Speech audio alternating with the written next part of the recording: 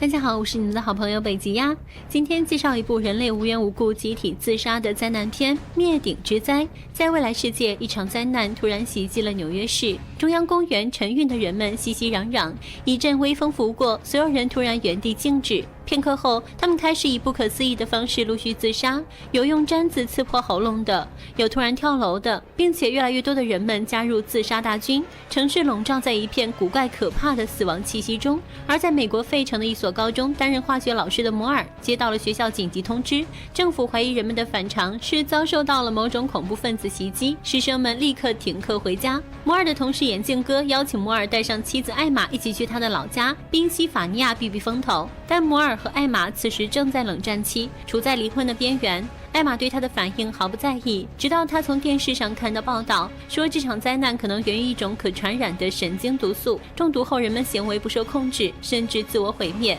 但政府对灾难的起因仍毫无头绪。艾玛才没有再抗拒，跟随丈夫来到车站，和眼镜哥一家集合出发。眼镜哥的妻子身在费城，将会搭下一班列车离开。3个小时后，灾难又一次袭击了费城，一个警察用配枪自杀，而随后看到他自杀的人们相继将枪捡起来结束自己的生命。眼镜哥十分担心妻子，好在两人终于取得了联系，妻子改道去了普林斯顿。而在这时，他们的列车突然停了下来，原因是司机无法联系到前方车站的工作人员，列车迷失了方向。正当他们在附近的餐厅吃饭时，突然从新闻上看到越来越多的自杀报道，甚至有饲养员主动命丧狮口的。恐怖袭击的说法不攻自破，而整个美国东海岸都陷入了灾难的圈子，包括他们所在的这家餐厅。就在所有人惶惶不安的时候，电力也突然中断，人们四散逃跑。这时一个好心哥答应带他们几个人离开，但眼镜哥却固执的要去普林斯顿找妻子，因为妻子刚刚失联，临走时他将女儿杰西托付给2人照顾。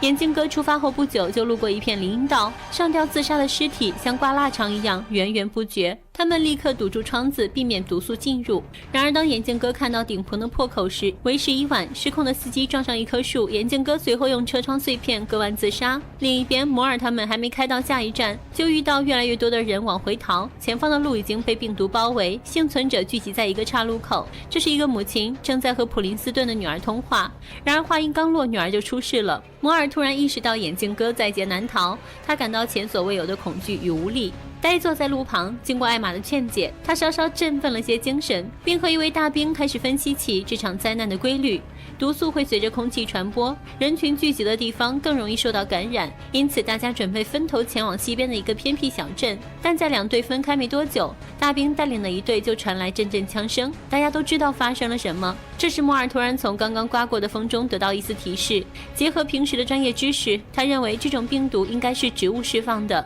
人群越密集，植物受到的刺激越大，释放的毒素也越多，只要不被风刮到，就能躲避毒素的攻击。众人得到提示，在一阵风刮过田野时快速避开，顺利逃进郊外的一所房子里。休息之后，他们决定继续前往那个小镇。然而在他们离开后不久，又一群人来到了房子外，但他们人数较多，不久后就以各种方式自杀。摩尔他们继续保持着5个人小分队的数量，尽量分开走。走了不知多久，他们看到一所房子，摩尔发现屋子里有个人影，便上前寻求帮助，但屋里的男人害怕他们会将病毒带进来，一口拒绝。小队里的2个男孩为此和屋主吵了起来，在极度恐惧和焦虑的情绪刺激下，屋主竟然开枪打死了2个男孩。现在只剩下摩尔夫妻和已是孤儿的杰西，3人很幸运地找到郊外的一所老房子，屋主是个与世隔绝的老太太，3人受到热情款待，紧绷的情绪总算舒缓了一些。但在第2天早上，摩尔就发现老太太似乎精神失常，她指责摩尔是小偷，情绪激动地跑到屋外。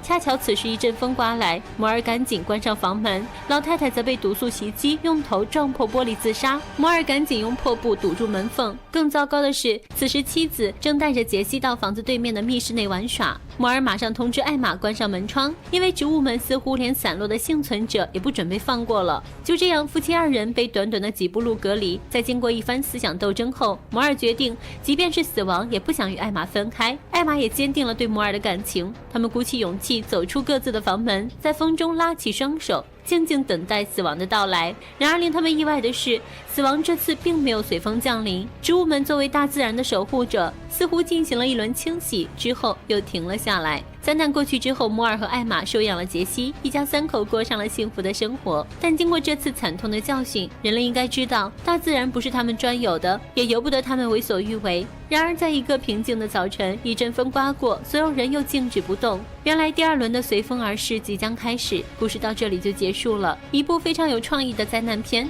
最大的恐惧感源于未知，而影片正是利用这种未知力量，让人们时刻都处于紧张状态。虽然影片设定的灾难只有1天，但观众感觉像是过了很久，真正有种度日如年的煎熬感。而且影片氛围的营造和枝微细节的处理还是很出色的。好了，今天的故事就分享到这里了。另外，如果你喜欢北极的节目，记得常来观看呀。咱们下期再见，拜拜。